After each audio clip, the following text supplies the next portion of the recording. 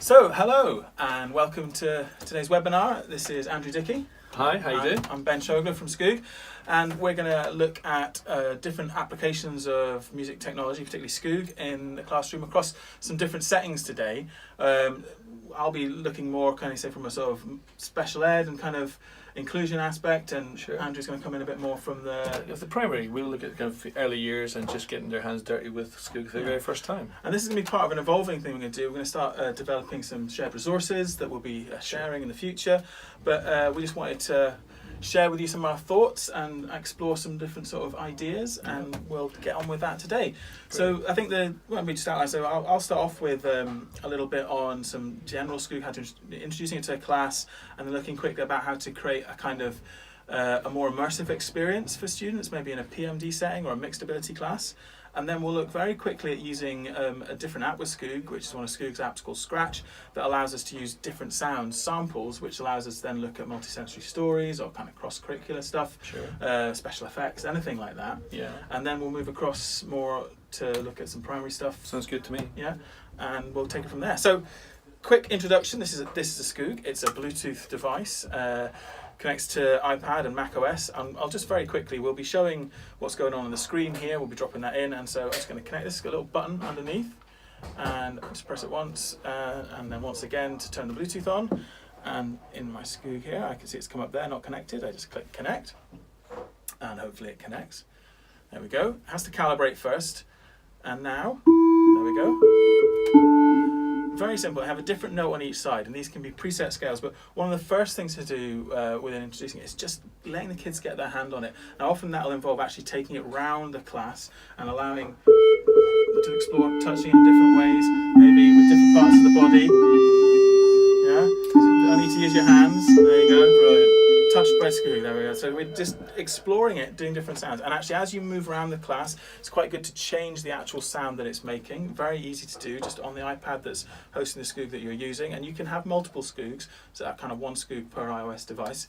You can just very quickly, at a touch of a button, we can change that to a different sound.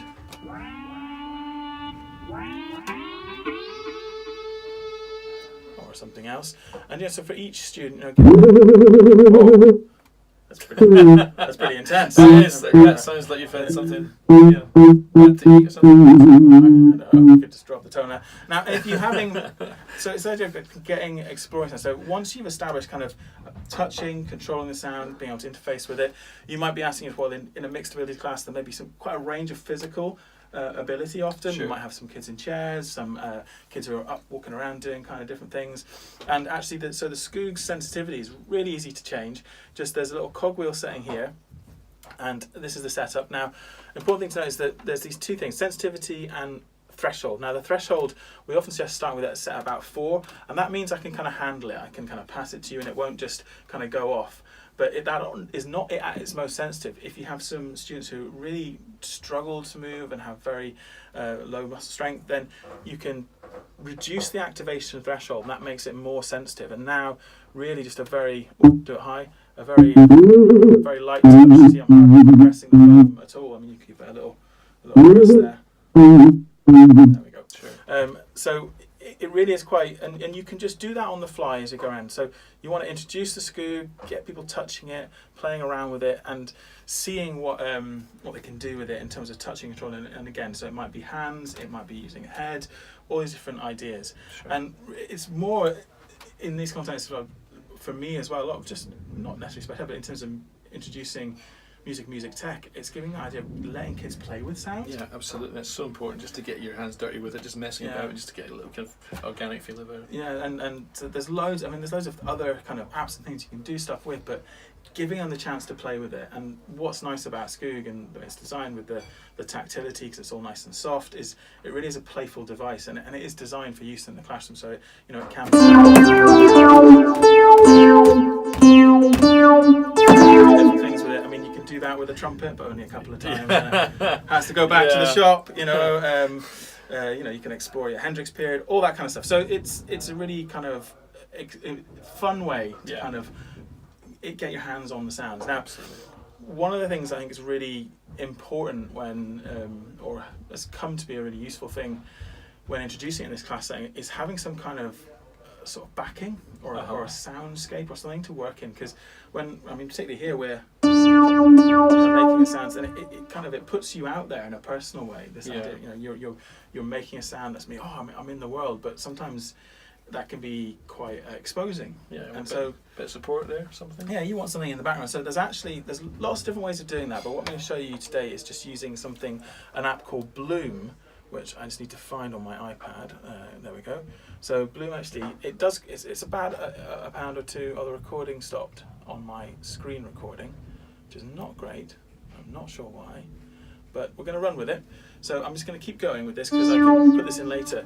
So with Bloom, I'm going to put it on listen, and as you can hear in the background, we have these sounds, this kind of like these lovely evolving sounds. Now the thing with Bloom is it creates a kind of backing track that's not rhythmic, so there isn't a rhythmic pressure to kind of be in time with anything. Sure. And all you have to do is set the scale on the Skoog, and you have to know anything about scales, just we've got instructions like this, to match what's called the mood in Bloom. So here, if we put it on vetiver here, and then I know that in my Skoog app we've got a worksheet for this. If I set it to G and Mixolydian, then I should be a bit loud, but I'm going to sit in with those sounds.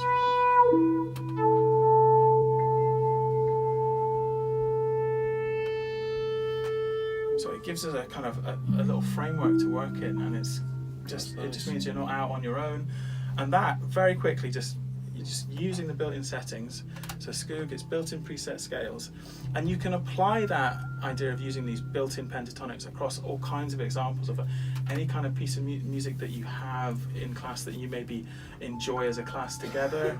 Look up online, say what key is this in, or you can use this Chordify, which is a way of checking things out on YouTube. We'll send some links out after this with different ways of doing this, but if you can find out what key something is in, like a backing track or an app like Bloom, then you can set the key on the Skoog to fit with it. Yeah. And then you have this kind of free platform to really kind of play around and explore some different sounds. Now, hopefully you may have, if you've got access to more than one Skoog, then that again is a great thing, but just an easy way to make them work together is have the same key but set them at different octaves, which means just having them set at different pitches of notes. So that's easily done. There's an octave button in there, and what we can do is if we change that to 2, and say we had a Skoog set at 4 and a Skoog set at 2, then we'd have these different ranges of sound.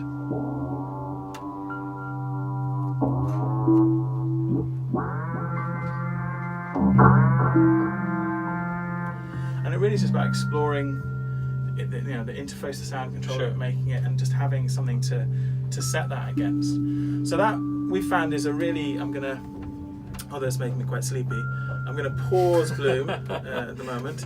We'll just move that off the active apps there, and I'm back here. So that's kind of a really nice way of introducing it, is to initially just get that kind of cause and effect, and it's quite good to do that one at a time, and just kind of really focusing so that each student can focus on what they're doing and get a feeling for making these sounds, and then to very quickly bring in a more musical but not a challenging musical sort of context to work with. So that's one of the ways we've seen it really easy to introduce. If you have students who have maybe are more able, then again you can do things with like flashcards with colours, and looking at very simple melodies. So on the Skoog website there's a songbook, and you can download some melody patterns, and so you could play Old MacDonald together, or you can play some nursery rhymes, or even some ABBA, or whatever you're into, a bit of James Brown, nobody judging, but, you can Bartok, there's all kinds of stuff on there, and so you can use colour to do that, but it depends on the ability of the group, and often that introduction of being able to just freely explore sound in a kind of improvising way is the way that it's best to kind of start. Absolutely, it looks great. Actually this is really nice and free. It gives there's no pressure at all on the kids here to do this. It sounds great.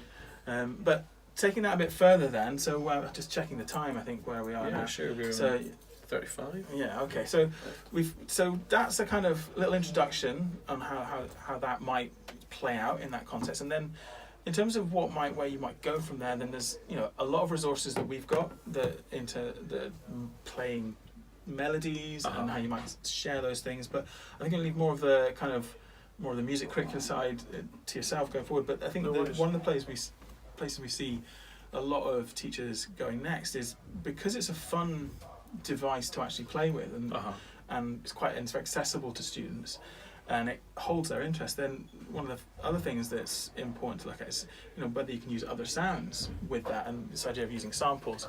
So I'm just going to open an app now which is free. It's a Skoog app and it's called Scratch, and there it is. And this is an app where you can load samples on that are pre-existing if you have them in the file directory of your iPad. We're going to be sharing some actually Scratch sample sets with some kind of generic kind of animals, cars, these kind of things. But I just want to show you very quickly how easy this is to do. So if I tap and hold one of these tiles, now my Skoog is already connected because it was connected through the Skoog iOS app. Okay, but if I just hold a tile, sh, ooh, and we should.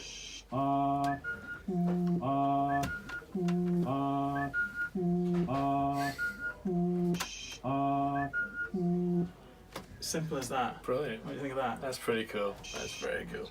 No, all right. Yeah, I'm using that one quite a lot.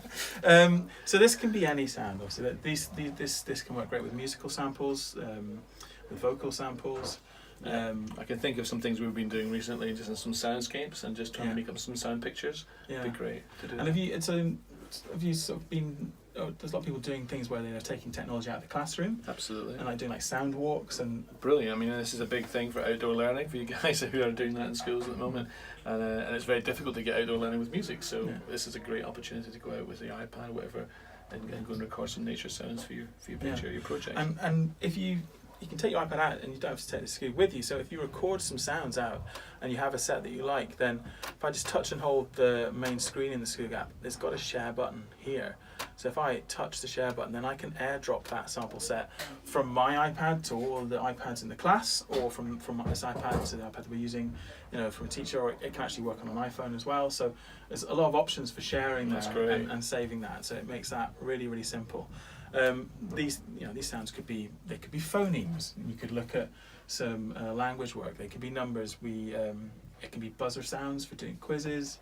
There's loads of stuff that we can do around that with those different sounds. And so hopefully, from that, we've got moving from a kind of exploratory kind of sound and cause and effect, looking more into music making. And I think actually going back to, if you have more than one Skoog, then having them set in different octaves and having one set to one instrument sound and another, and just facilitating two students or more playing together. Because this, again, the nice thing about this is just something we can, because it's 3D and it can sit between us, it's something we can play.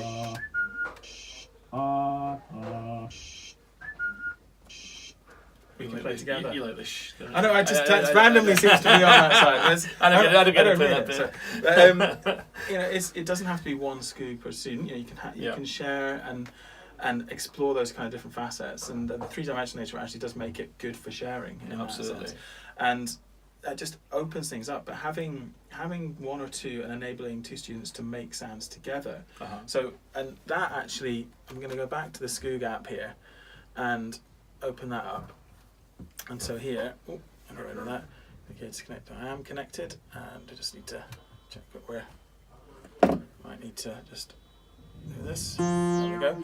So, just very quickly, if you have more than one Skoog connected, then going into notes and just making sure that the scale, is set the same, and having a different set of a bit of octave set will then allow. If the scales are set the same, then those sets of notes are going to work together. Is yours connected to your? So you're in C major at the moment? I'm in C. So if I go C major as well.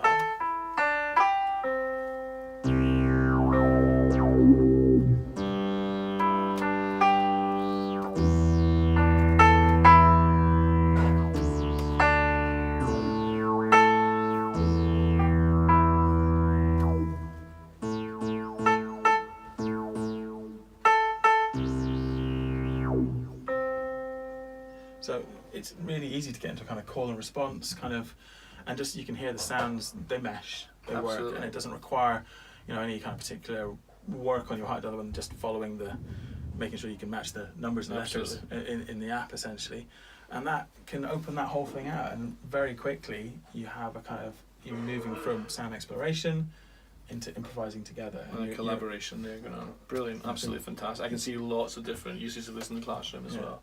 So I think that covers like the first little bit. We're moving quite quickly, and I don't want to get too bogged down on the detail of things. Yeah. We're going to be, I think going forward, we'll be doing some more webinars where we really explore each of these in depth and have like a full work through kind of, you know, on the outside. But Sure. I think it'd be good to sort of switch gear now into thinking more along a kind of on the primary music curriculum and how that might fit in, and your thoughts that you've been having on some starter ideas in the classroom there. Thanks, Ben. Great. So we've been just talking this morning really about kind of getting this started with kids in the primary school. Lots of call and response games, which is a great way to learn to start off in music. So what we've been doing is I've just set the Skoog up here, just the same pentatonic scale as Ben here. So what we did as a kind of lesson plan initially was we set it all just to one note. So this could be clapping back, but we're really training the kids how to use the Skoog as well. I'm kind of screencasting this up here just now. So what I'm going to do is I am going to change the Skoog here to all the same note. So whatever button whatever note I'm pressing here is going to come up with the same note. So just now, as you can hear, all different notes. But what I'm quickly going to do, just at the top of the screen here, going into our Skoogmusic, our kind of Bluetooth setup thing, is we're going to change it all just to C, just to make it easier. So the E goes to C, Yeah. and G goes to C, and A goes to C. So what that allows us to do. So can you imagine you're working even in a group of 4 people? You could all be around it and doing call and response things all on the one note. So we were talking about like a teacher-led example where they're using this to do call and response and then clapping back. We've got some really cool games we're going to introduce to you. So anyone who's used any kind of Kadai-based games, we're going to build a kind of host of games for you to play. It makes it really engaging. It's quite good fun. The sort of pentatonic sort of background of Skoog, so in its sort of in the inception of it, you know, using, you know, we drew on those ideas from Sure. Kadai and Orff as well in terms of getting kind of improvisation and stuff happening, and hopefully it really lends itself to being drawn out, you know, through Absolutely. a kind of Kadai approach. So we're just starting really baby steps with this one, just getting kids using it and getting, you know, just as Ben said in the very beginning, just the feeling of using Skoog. Mm-hmm. So we have kind of linking it with other programs as well. So hopefully what we're going to do is add on a second note, and then we're getting melodic call and response, which is a bit more complicated, a bit more sophisticated, but the game aspect of it is what the kids love, and they love getting it wrong, and even teachers getting it wrong as well, which is quite good fun. And so you see, sort of for a kind of primary class, if you had like 2, 3, 4 Skoogs, you know, maybe 2 or 3 groups. Absolutely, I would suggest maybe a group of 4, and then we could be passing this. We could be doing a call and response. So for example, so I'm going to play a game with you with my partner here, Okay, and I'm right. just going to do a couple of rhythms. And what we're going to do is do.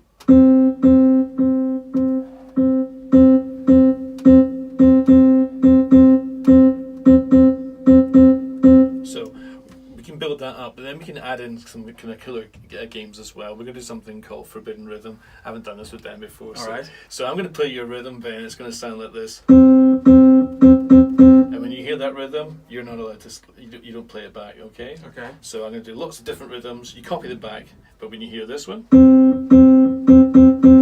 I want to hear silence because it's forbidden. It's a bit like Simon Says, but with Yeah. the kind of memory Yeah. side with But the, you've got to remember, you've got to be looking out for this one, okay? Okay, I'm looking out for that. So here we I'm go. listening out. You're listening out. Well, absolutely. Here we go. Okay.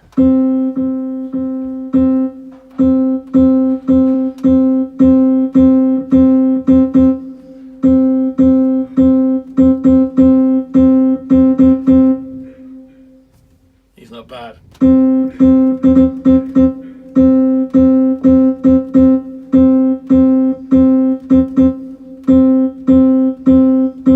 You get the idea. So cool. these are kind of some little games we can get them started. So they're not just listening out and copying back rhythms, but they're actually memorising, keeping that other rhythm in their head, and we can build more complexity into depending on the level and ability of each of the individual students. So you could do that if you had like more than one Skoog and you're doing this so led from a class, then you could have one on C and then you could have another Skoog set maybe on what would be a nice complementary And it's E. a nice perhaps. E, and then so one would come in and then if they come in unison, then suddenly you're starting to build. You've got music, you've got chords, you've got the whole You've thing got the whole going thing going on. And that's just a real introduction to composition, which is really where we're trying to go with this as well, in terms of it's not just for call and response games. Yeah, we can link it with other programs too. I mean, that was one of the questions ahead of this webinar that I'd seen come up, which is, okay, so in a primary class, obviously, singing's great and would always advocate, use of voice and the empowerment and the advocacy that brings students. But, so what are the other benefits of using a technology such as this in your? Well, what we can do is we can link it. We were using a little program called Soundtrap. I don't know if you guys have been using that here already. Soundtrap is a really cool online program. And it's like a kind of digital audio workstation, which basically means it's a recording studio, and this Skoog works so beautifully with it. So what we're going to do just now is we're going to go over here, and we are on Soundtrap here. We've got a little click track.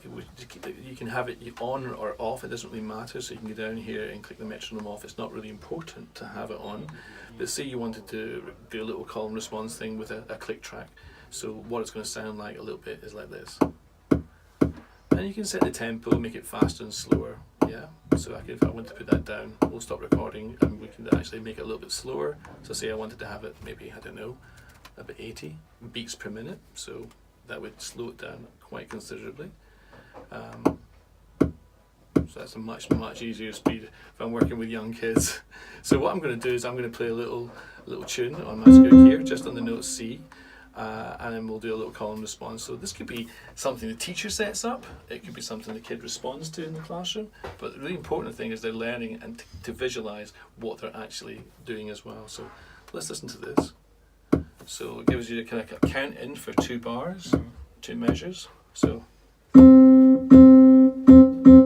my forbidden rhythm, what we used from before. So I'm just building this up just now. I'll do one more. I'm putting a little measure in between, and so on. So what you'll see here on the screen is that it's recorded that, and you can see all the little dots. This is just what we call MIDI, and it's recorded everything here. But then cool, we can actually go over here and we could record another instrument over here, and we can change the instrument and the sound. So what I'm going to do, I'm going to be my pupil and my teacher at the same time. Wow. So I'm going to record now on another track, and this is maybe something we'll do in a little bit more details. There's a lot of Soundtrap videos out there just to help you to get to use it, but the interface with Skoog in it is awesome. It's really And neat. you can do the same with GarageBand or GarageBand, absolutely. You can do it with lots of different little online things. The good thing about GarageBand, all these things in the cloud, it's really, really important. It means that kids can take this stuff home and they can show mums and dads or whoever's at home what they did today in school. So here's this little kind of, I'm going to record on the second track here, and I'll just copy back what I was doing before. So it gives you your 2 measure, 2 bar count in, and then you're ready to go. So I'm going to listen to what I recorded before. And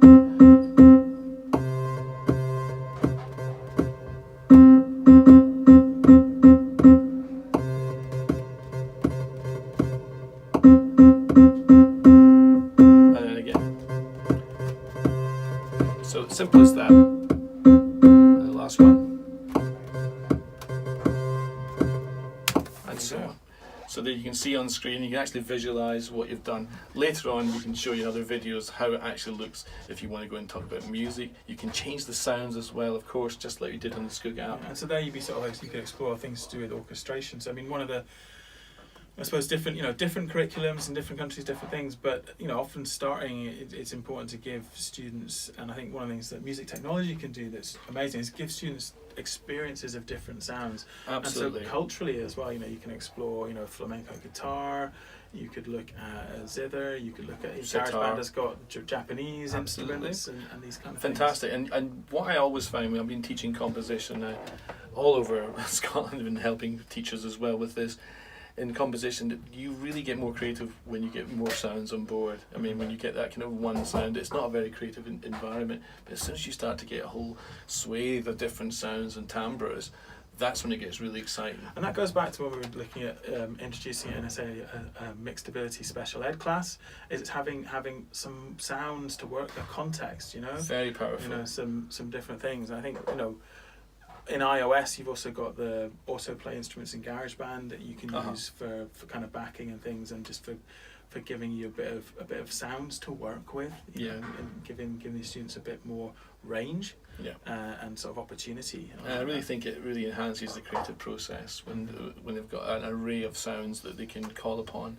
Again, bringing in maybe perhaps their own kind of nature sounds, and bringing that into their own compositions, and then all of a sudden you've really embarked upon the creative process. So it really is a really, really powerful tool to do that. And one thing actually, so looking at going back to kind of introducing it, so in something, you know, like life skills class, which is kind of group of students coming together to explore some different kind of things.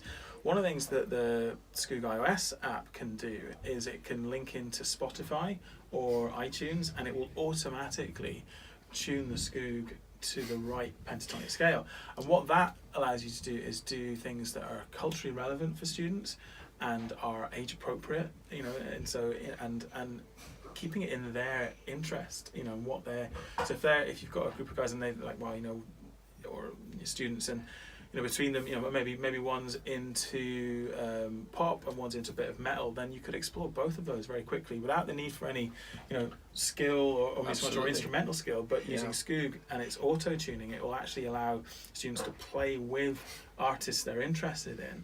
And then you can record that, and they can actually see how their part's affecting that. The first time Ben showed me that, I was like, it was always that moment, you know, that first moment time you use Shazam and it finds out the music for you. It was like, my goodness, this is like a musical alchemy. It's incredible. So it's really powerful, and it actually just sets everything up for you and just breaks down all those barriers. So, you know, that's not sounding right, this is not working. All of a sudden, everything's working, and it's a really creative process. I think one of the things that we'll look to do over the next sort of month or so is generate some, we'll create some more royalty-free kind of tracks that you can just pull into iTunes, because not everyone has a Spotify account, and not everyone has their Apple Music and streaming, and particularly in class, I know it's difficult resources. But if we create some things that are just kind of royalty-free, then the Skoog app will, you know, when it uses iTunes, what it does, it actually analyzes the sound wave, so it can we can do some stuff, and we can provide, as we do online, you know, directions and even just saying, you know, even if you just know what key a track is in, that we can provide that information. And it's quite, there's a website called eChords, I don't know if you're aware of that. It's like a guitar tab site, which is it's a site for people who are, you know, learning guitar and they want to maybe cover a track, maybe Call Me Maybe by Carly Rae Jepsen. I don't know why that jumped into my head, but you know, it's all coming out today. It's all coming out today. It is. But that, you know, you can look on eChords as a website. You can fire that in, and it will give you. I mean, what the thing it's trying to give you is, you know, how to play the chords and put your hands. But at the top of it, it says key. And it'll say, I think it's G major for that. I'll have to go back and check now, but I'm sure I think it is. And it'll say what key it is, and so you can just fire a song into that and check what key it's in, and then set the Skoog to it, and immediately again you're able to play. Or going into GarageBand, and you can set the key of the keyboard in GarageBand to a pentatonic, and you can set that and have kids using the touch interface on there to do a similar thing, and then you're broadening out access in different ways. Absolutely, it's very exciting just watching all this stuff evolve. We've just shown you a little bit on working on Soundtrap. Of course, we're talking about notes just now. This could be drum kit. This could be a whole bunch of different instruments that you're starting to create this whole soundscape. It's very, very, very powerful. So and I think that, so maybe thinking, so one of the sort of final things I thought would be worth kind of just chatting a little about, things that we've chatted about, is that the sort of ideas around, so we've looked at, you know, say a mixed ability class, say special ed, where it's about just making sounds and in a kind of safe environment, you know, using the pentatonic settings, which, you know, it's very much that comes like from an Orff kind of Kadai approach of providing a, you know, a safe framework to play in, you know, a bit like a sort of musical play park, and then moving on to maybe exploring different sounds using samples in a cross-curricular way, and then thinking more of a primary class and covering off learning about rhythms here, and then you can expand that to by instead of just having one note of the Skoog, you can maybe have one Skoog one note, one Skoog with another note. You combine this together and you start to look at harmony and it's really starting to link with like various different curricular ideas, and that's the kind of really exciting part just now. We're looking at how we could work with we're using flashcards and looking at these today, but how they work with other types of flashcards as well, and how they all kind of mold together, and actually they can really help in so many different settings. I think is really, really cool. And so we've sort of had a look a bit, especially had looked a bit at kind of cross-curricular stuff, and that stuff with samples could be could be buzzer sounds, could be mainstream, it could be for a special ed class, and one real interesting application of that is with trying to engage sometimes non-verbal students in activities who may be autistic. Sometimes their interest in different sounds as opposed to more traditional music sounds, they may be more mechanical or sounds from the environment. That's a great way of involving them. But maybe it'd be good to get some of your thoughts on thinking of it in terms of actually music tech. In terms of music media and tech kind of curriculum stuff. So brilliant. We're using, this is a MIDI trigger essentially. This is what it's doing. It's triggering notes. It's a great input, I think, because you got aftertouch as well. You can shape the sound and you can make it do different things, and that's really, really important in terms of what's happening in music tech. We're trying to introduce music tech, as you know, certainly in Scotland just now, as a discrete subject. It's like a whole new subject and it's growing massively. But how do you introduce that lower down in the school and in earlier years? And we know that programs such as this and it's combined with Skoog is really, really powerful, because kids are starting to use this in really creative ways. So we think this is a real, this is the beginning of a process for kind of involving MIDI in composition and in terms of tech and what they can do with that. So I think one thing that I've noted some conversations that in looking at, say, music tech or just music as digital media and elements of course that, so, or sound engineering as well. You're looking at different skills, but you may be interested in production and media, but not have keyboard skills or not have an instrument that you play, but you're interested in digital music production. And actually something like Skoog lets you be involved in that side of it without the need for the instrumental skill side, because not everyone can hold a bow correctly or get the embouchure right for the flute, or or know the chords for the guitar and these kind of things. Exactly, and this you can set this up to do that as well, because of course you can play more than one note simultaneously on Skoog, so you can create chords that way. And I think it really does break down. This is all about breaking down barriers to participation and getting everyone involved at whatever level they feel appropriate. And I think what Skoog is doing now, we can involve it in that aspect.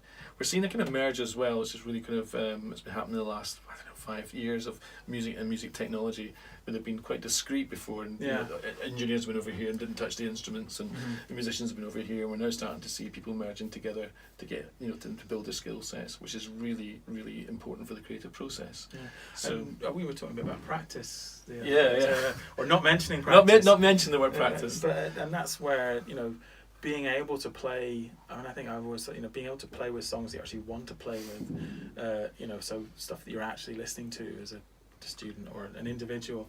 So it really, it promotes kind of more active engagement, and that's an exciting kind of development. And it's not just, say, with Skoog, but with a lot of the digital platforms, they're hooking into these different elements and letting people get access to, and a lot of the presets are pretty cool, in terms of dubstep presets and these kind of things. And it's just really giving them an environment, again, that's more suited to what they're looking to do and what they're looking to produce. Going back to that P word we were using a minute ago with kids and practice and instruments, it's really interesting when you say to kids, what have you been playing this week? Another P word, a much better one. What have you been playing this week? And sometimes the answers will be different, and they'll tell you about, I did this really cool thing on here, and and I've been creating this, and you know, it's a whole conversation you might not have got just through just using different language, but certainly as the vehicle, it's really it's really allowing everyone to drive when you're using this. So I'm kind of excited. I'm going to work on a few little compositions myself in here this week. Well, we'll be interested to hear. I think the other great thing about music technology in the classroom, I think, and across sort of various critical things now, you know, there's you can go really deep. It expands and goes out, or you can sit on the surface and just use it. But one of the things that it does allow, and what you were showing, say with Soundtrap, or we could do with GarageBand, is recording the output really simply, and particularly when it's so. You know, this is a MIDI controller, and when it's recording MIDI, which is just the sort of the language that the laptop or the iPad uses to send this sort of music information, it means it's really easy to record. Yeah. You know, you don't have to have microphones, and you know, haven't got any heavy processing in terms of audio. It's just really discreet and can just almost sit in the background. Yeah, and the really exciting part about that is just watching young people, of any age really, building up the layers, and then building up their own loops and saving them, and then all of a sudden they're bringing from different different pieces they've written. Oh, I'm going to use this bit here, and it's all been created here, very simply, with one of the 5 touches here. But actually, all of a sudden they're layering things up, and all of a sudden they've got this amazing symphonic type kind of composition I never thought would be possible. There's one thing. I think how much time have we got left? We've got 9 minutes. So, one thing, maybe just there's 2 things I wanted to chat about. So going back to the example we had at the beginning of, say, using an app like Bloom initially as an introduction. So you have that sound bed that's kind of nice and relaxing, and the students are maybe playing something. If you have the Skoogs that you're using there, or even just starting with one Skoog, and that was set to control a sound in GarageBand. Now there's loads of videos and links online that we can show you how to do that. It's dead easy. And if you had and then you just hit record in GarageBand, you know, and it can run for the 40 minutes, 20 minutes, half an hour you're playing. And then the next week when you come back to a music or life skills class, then you can use that as a starting point. Absolutely. You just drag it in. Just let it play, and then sit on top of that, and then, you know, again, just match the settings, maybe change the instrument, change the octave so you get a different voicing, and you go around again, and you're starting to build something. Absolutely. And actually there's various workshops done, but seeing very quickly that, you know, you can then go through that together as a group and find listening as well, and so you're developing listening skills, and there might be a bit where you think, oh look, these two bits that we've done here, they work together, right? Well, let's just take that little section and let's work with it. And the great thing is that you said you walk away and you come back next week, and sometimes that earworm's in your head, and you're starting to think up new tunes, and you go, oh, that's a really cool thing I want to add in next week or next time, and that's the good bit. It gives you a little bit of space as well to think a little more creative as well. Sometimes it can be quite challenging, particularly if you maybe, you know, filling in a class, or, you know, doing classes for the first time, in terms of, you know, bringing technology in. It's quite challenging, and you need it to work and everything, and having to have lots of lists of settings. I would recommend, in some ways, having it's a John Cage or Philip Glass approach. It's having a dice, right? And just beforehand, so, you know, this in terms of setting something like this, you have to choose an instrument sound, you have to choose an octave, you have to choose a key, right? You've only got 3 things you need to set. So just very quickly behind, we've actually got some stuff you can download for this, but you don't need to download anything. Just decide 1 equals G, 2 equals C. You know, just put some stuff down. 1 equals flute, 2 equals synth, 3 equals whatever, and then roll the dice and just let the dice decide what the settings are going to be. So it takes that pressure off, or, you know, let the students roll the dice. And absolutely. I mean, that, you know, and GarageBand's incorporated that into the sort of smart drum setup they have. So there's sort of a little sub app. It's not an app, but it's a little beat generator in GarageBand called Smart Drums, and there's a little dice button, and you press it, and it just mixes things up and changes it. Yeah. And actually, last on Tuesday, I was playing doing some music with my daughter, and she was just running through on GarageBand, and then she got something. She was like, "That's it." That's the one. And then we did. I was doing a little bass line, and she was like, and I did bass, and she was like, right. And she was orchestrating me. But even that, you know, even letting students, so without the need for having to program, they can, you know, and that could be done with a switch in terms of switch access, or, you know, it's quite easy just to touch the screen.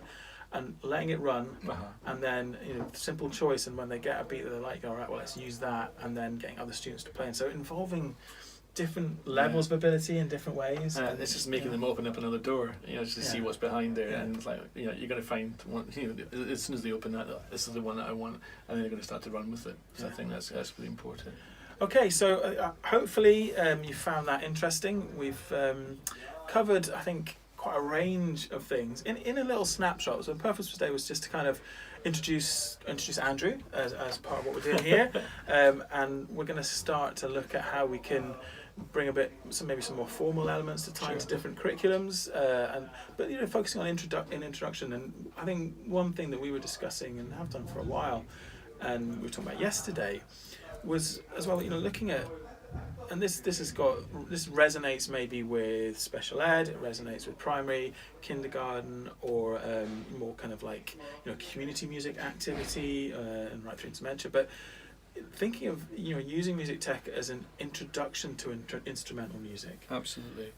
I think it's really the beginning of a new thing that's happened just now, because it's so available now in lots of different formats, that it's actually a really good precursor. What we were doing there just now, even that little game just in that music tech environment, is an age-old, it's a 150-year-old kind of activity we've done. But what we've done is we've brought the tech, but actually what we've done is allowed people to take it home, to go elsewhere with it.